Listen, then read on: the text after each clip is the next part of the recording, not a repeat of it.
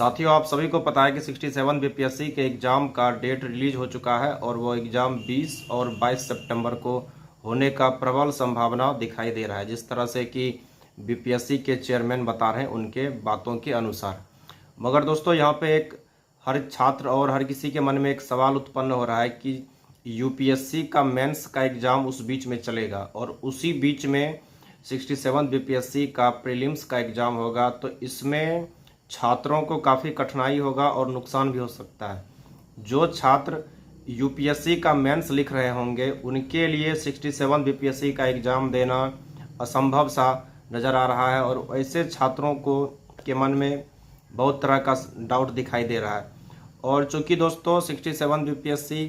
का जो एग्ज़ाम का डेट रखा गया है और साथ ही साथ इसमें जो परिवर्तन किया गया है,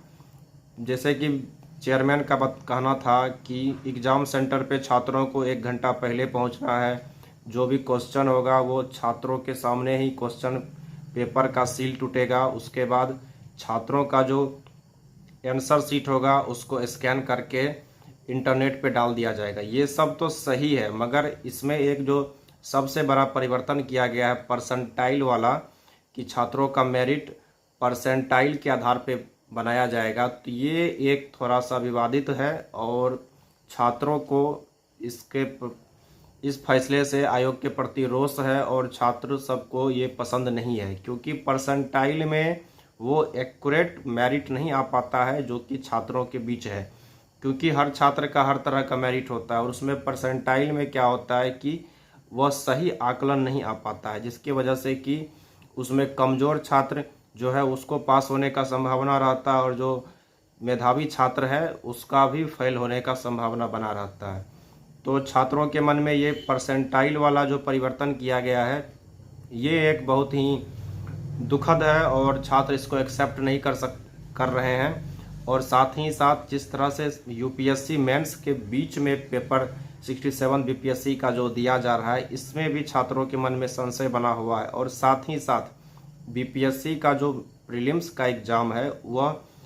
2 शिफ्ट में लिया जाएगा, यानी 20 और 22 को लिया जाएगा। तो इसमें भी छात्रों के मन में एक शंका है कि जब 2 पेपर एक ही एग्ज़ाम का तैयार किया जाएगा तो उस दोनों में जो प्रश्न होगा वो दोनों का वो जो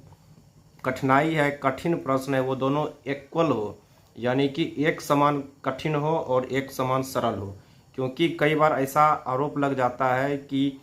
उस पेपर का एक जो क्वेश्चन था वो सरल था और इस पेपर का जो क्वेश्चन था वो काफ़ी कठिन था। तो इस तरह का अगर आरोप लग जाएगा तो फिर से ये बहुत ज़्यादा विवादित हो जाएगा और मुश्किल भरा हो जाएगा। तो इसमें आयोग को अगर कुछ परिवर्तन करना चाहिए था तो वो एक पांचवा जो ऑप्शन आता है उसको बदल देना चाहिए था, उसको ख़त्म कर देना चाहिए था।